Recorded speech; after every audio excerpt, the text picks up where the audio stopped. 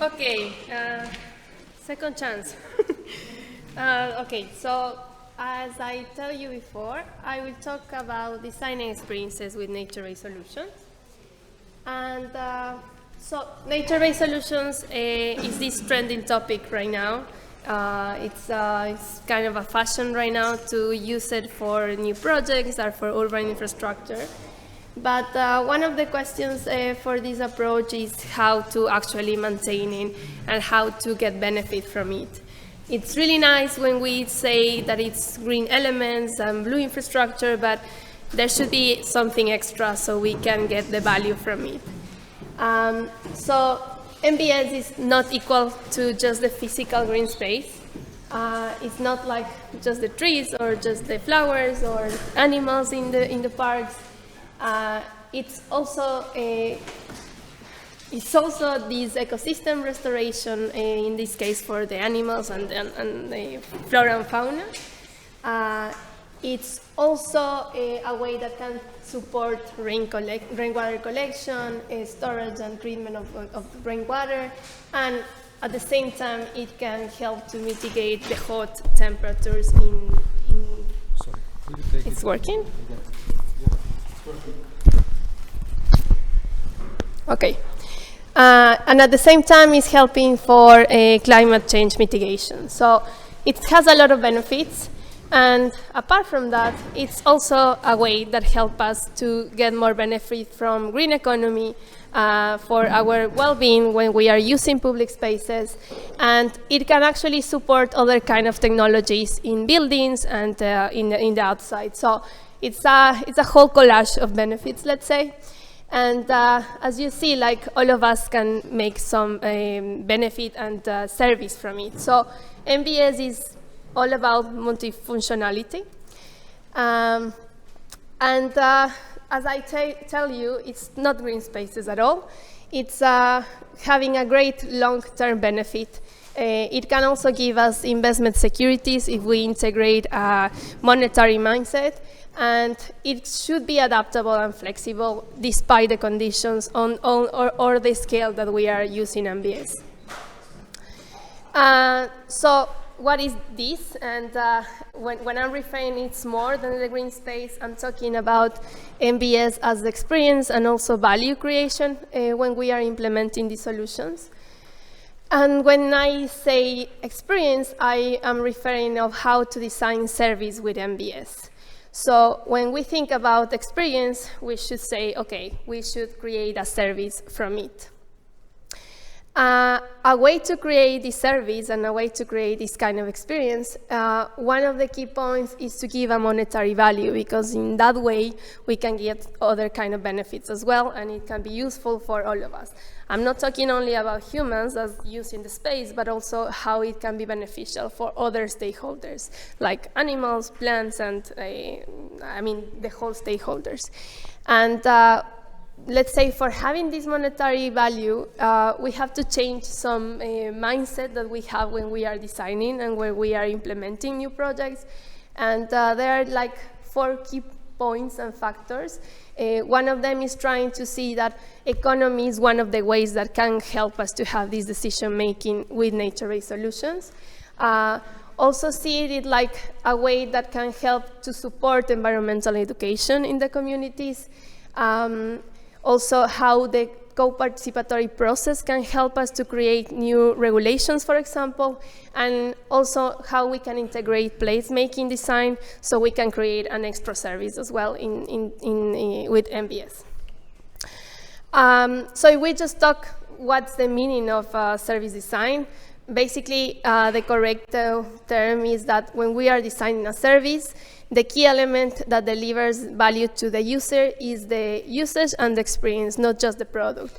And in this case, when we are designing MBS, we are not thinking like the last output of the MBS as the benefit, but also how we are using it and what experience we can get from that.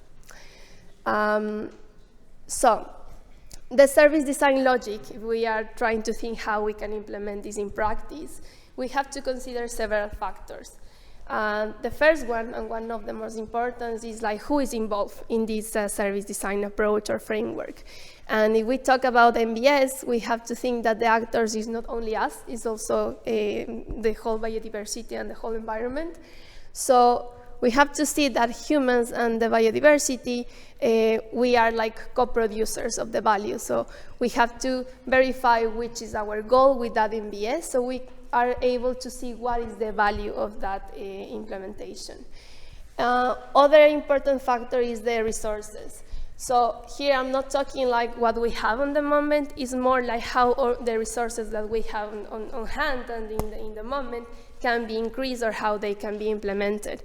So the resources, this phrase is more explaining that they are not, they become. So the idea is that all the actors are able to integrate the resources that we have available for creating MBS. For instance, it can be technology, it can be, I don't know, environmental resources, the people that are involved in the system. So this is the whole integration of the resources we have. Another factor is the context, and this is really important because, as I mentioned before, MBS, it's always different in each context. It's very context sensitive. You cannot replicate the same MBS in the same, the same MBS in the whole context. You have to analyze what is going on, who will use it, what will be the needs of it, and what can be the service you create. So in this regard, the context create this value, not only for the context, but also for the use. So for this fact, it's really important to understand what is the understanding of the different perspectives that the actors have from that MBS. So in that way, we will be able to create these values for each MBS and also the service. After we have these three factors, we can think of how this service system can be composed. So the idea with the service system is that we can integrate the actors, the resources available, the context that we have, the scale that we are applying this, the design, and how this service also can be adapted depending on the conditions of the MBS or the stakeholders that can also, I don't know, like the communities can be different in one place and they can also change in the next phases. So these kind of services should provide an experience that should be flexible in every phase of the nature-based solutions.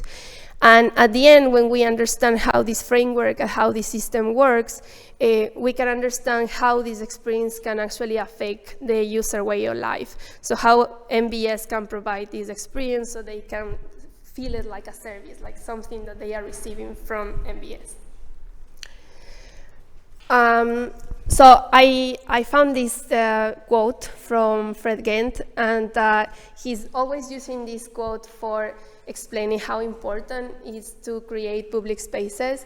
And he's saying that it's really important that everyone contribute for creating live, great, useful, and nature-friendly spaces.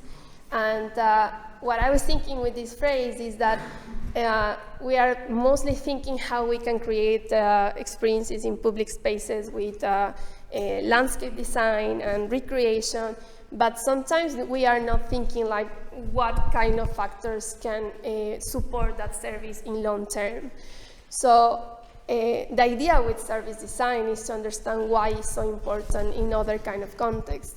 So for instance, service design should be considered as this backbone that can allow long-term maintenance of MBS, which is the key point. Service design can also promote policy making from the initial phase and then to upscaling these kind of regulations. Service design can also be a way to understand which are the needs from the stakeholders and also the consistent services available for MBS. And of course, this can promote all this co-decision process during the implementation. So it's easier to understand what kind of experience and MBS values you can have with that kind of implementation. One of the things that are so important when we are using these co-participatory and co-design frameworks is that when we have this involvement from the initial decision-making, it's really easy to understand what's the role of each stakeholder and all the actors and the responsibilities they have in order to be shared the whole process. So it's easy to understand and maintain from the initial phase until how it can be developed later. So you might ask now, like, how this can be used in practice, how a landscape designer, for example, can use this approach.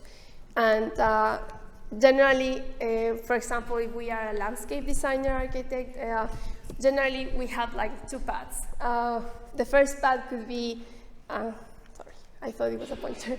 The first path could be, I don't know, selecting, for example, an urban area for renovation and just decide to give some solutions for renovating the building, as you can see in the fourth image, and see the public space just for a temporal use. In this case, this was an urban ecological center in Wisconsin. And at the beginning, they were asking the designers and the architects to give some solutions to the space.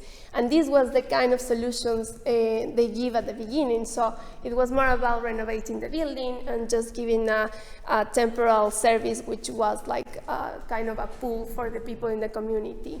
But then they realized it was not sustainable and efficient at all, because the city was facing a problem that green areas were really reduced in the city center. So they decided that they should go to the other path, which is talking with the people that will be involved in this project, the people that will use it, and also see how they can create more service about it.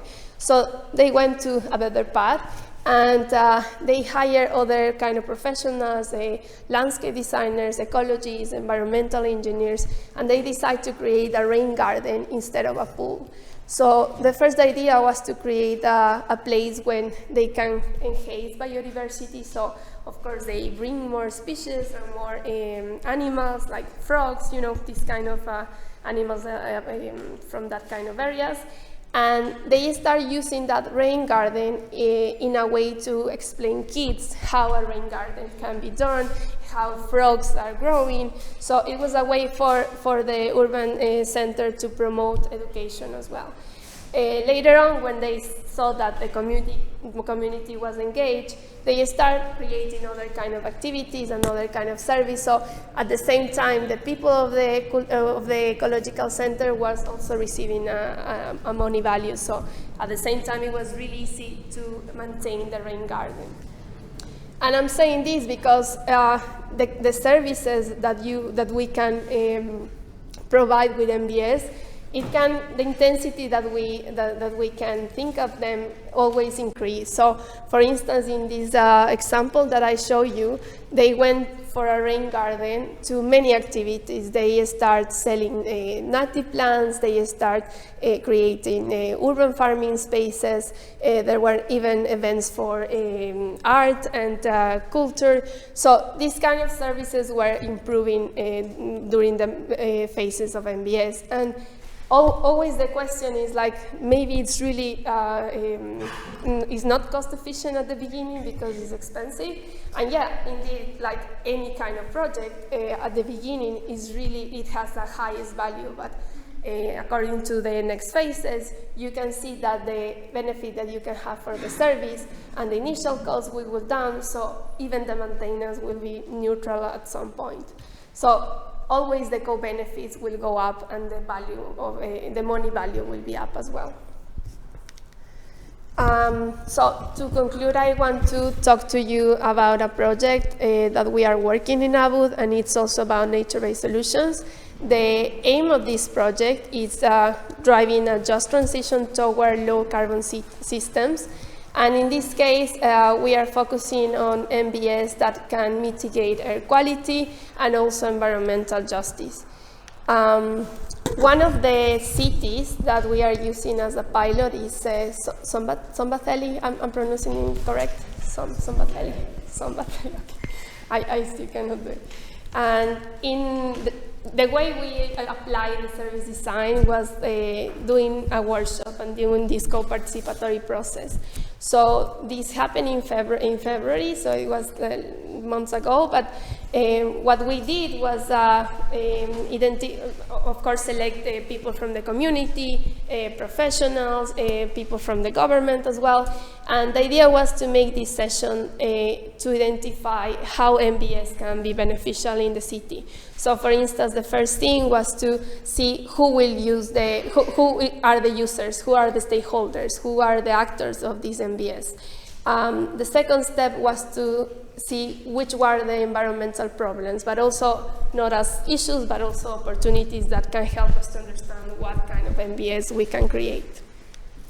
The other step, after having these two factors, we thought about what kind of MBS interventions can be applied. Of course, considering the city, the conditions, the climate, the resources, I explained before, and then what kind of role these MBS can have in the city. So when we did this exercise, there was this value proposition of how MBS can have this extra value and experience as well.